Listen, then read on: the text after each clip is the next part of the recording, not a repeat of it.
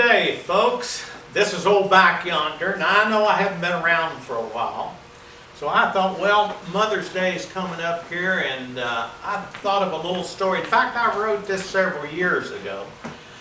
Many of the stories that I write, I was sort of like Ben Franklin. You know, Franklin, he wrote a lot, and he said if you just write history, that most people wouldn't read it. You had to add a little fiction to it. Now, this particular little account that I have is 100% true. So I hope you enjoy it. And it's talking about mothers.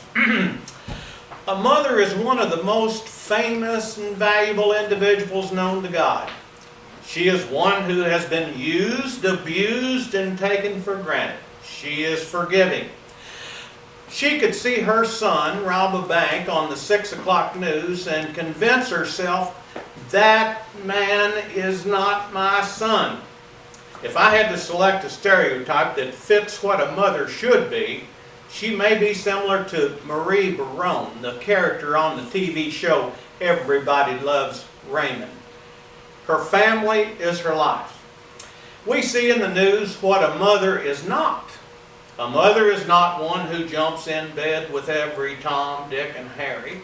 A mother is not one who leaves her children alone at home while she goes to the bar to get drunk and become pregnant again. A mother is not one who leaves her young children with their live-in boyfriend to be beaten and abused. A mother is not one who thinks only of herself.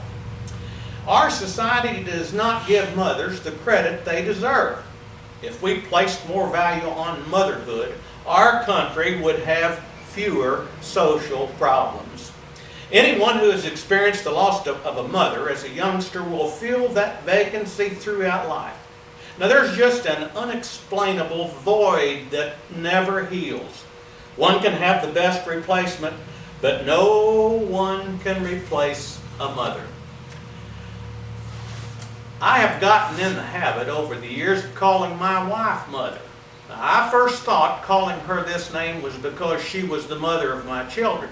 But I think it also has to do with the fact that she is not only the mother of my children, but she's also part mother to me. Now, you see, I lost my mother in 1948. I was just 3 years old. She left 5 children whose ages ranged from 12 years to 18 months. Times were tough, but with God's help, we survived. Mother had an extended illness with cancer. Now, even though doctors have made tremendous advancements in cancer research today, little was known about the disease at that time. About the only remembrance I have of my mother is of Dad holding me up to view her in the casket. Now, she was laid out at our home near Turn Ridge. Neighbors were present. They would sit up with the families until the time of the funeral. The casket was in front of the room.